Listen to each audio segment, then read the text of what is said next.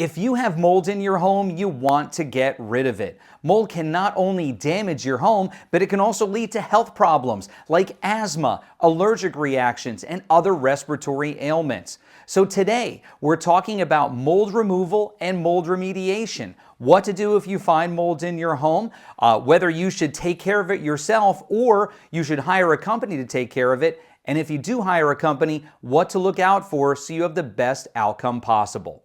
My name is Mark J. Schmidt. I'm with RE/MAX Country and MoveMeMark.com, where I help you get the most out of the real estate market and your home. If you're new here and you like what you see, do me a favor. Hit that like button, be sure to subscribe, and make sure you hit that bell so you don't miss out. Now listen, mold in our homes, it happens, you know. It doesn't necessarily mean that you've got a dirty home or anything, but mold can be an issue. So what actually causes mold? Well, the one and only thing that causes mold is water. And whether that water is coming from something like a leaky pipe, if it's coming from a leaky window, it can even come from too much indoor humidity in your home. Whatever the reason you've got this excess moisture, humidity, water in your home, you want to get rid of it. So as soon as you control that water, you are well on your way to controlling your mold problem. Once you have the water under control, your next job is to figure out whether you want to handle the job yourself or if you need to hire some professionals.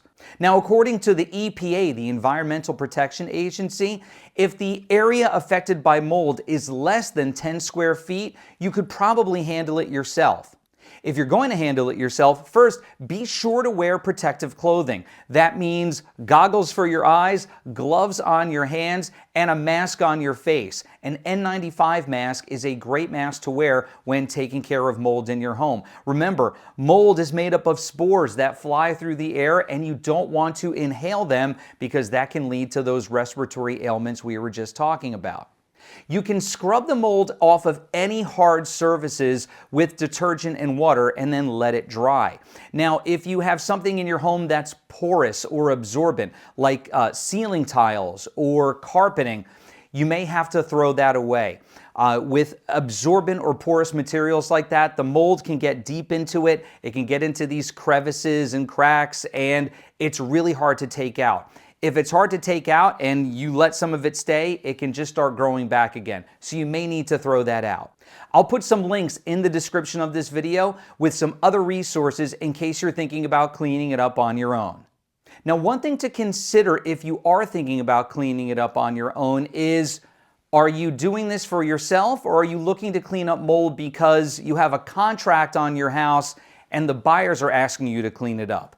If buyers are asking you to clean up mold in your home, they're not going to want you to do it personally. They're going to want a professional company to come in who's going to not only do it professionally, but who's also going to be able to provide a receipt showing that the work was done and with the ability to call them back if they feel that something didn't go right. If the mold starts growing back or if they feel that the job wasn't done up to snuff, they'll be able to call those people back in. So if you are in the middle of a home sale, you probably will not be able to take care of the mold problem yourself.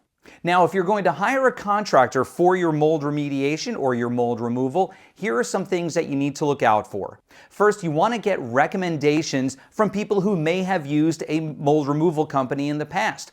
Friends, family members, you can put it out on Facebook or Nextdoor, that's another great website, and ask people if they have used a mold removal company in the past. A fantastic resource for a mold removal company would be a real estate professional like myself. I actually do know a few different mold removal companies, mold remediation companies, and I want to make sure that you're going to be in good shape, so obviously I'm going to give you a company that I know and trust. Now, my recommendation is that you narrow it down to 3 companies that you're interested in talking to, and you ask them the following questions. Number 1 is, how long have you been in business, and are you licensed and insured? That seems like a simple question, maybe an obvious question, but it's always good to ask.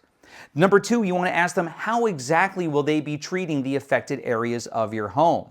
Number 3, how will they contain the area and keep the rest of your home safe? Now remember, I told you before about mold spores. Mold creates spores that can fly through the air. So you're going to want a company that's going to be able to close off that area that is being treated so it doesn't spread to the rest of your home. Usually they use things like plastic sheeting. They'll put plastic sheet over the door and on the floor so that they make sure that it doesn't spread to the rest of your home. Ask them if their equipment is clean between jobs. A home that's had a dehumidifier in it or an air scrubber in it that had mold in it, that dehumidifier or air scrubber could come back with mold on it. So are they cleaning the equipment and making sure that your home isn't cross-contaminated? Finally, how much is this going to cost? Now that seems like an obvious question, but the reason I say it is because sometimes you can have wildly different costs with different mold companies. So I had a client once who had a little bit of mold in her home, and she had 3 different companies come out. The first company looked at the mold and said, yeah, that's mold. It'll be $6,000 to remediate it. The second company came out and said, yep, that's mold. It'll be $3,000 to remediate it. And the final company came out and said, I don't think that's mold, but give me $1,800. I'll take care of it. So when you have such a wild swing, such wild discrepancies in what these companies are charging, you really need to do your homework. Make sure that, again, you're getting someone who's recommended, and then do your due diligence. Go online, look at the Better Business Bureau's website, see if they have any complaints against them. Look at online reviews, go to Google or other websites like that, and see what others have had to say about them. If you take these steps, you'll be able to get rid of the mold in your home, and you'll know you had the best possible outcome doing so. Now listen, if you have questions about mold in your home, if you have questions about buying or selling real estate, there's a fantastic resource. It's my website. You can find me at www.MoveMeMark.com. Thanks so much for watching.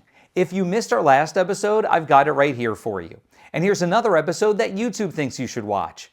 If you haven't subscribed yet, make sure you hit that circle and subscribe so you don't miss out. And I'll see you next time for more real estate awesomeness. You have a great week.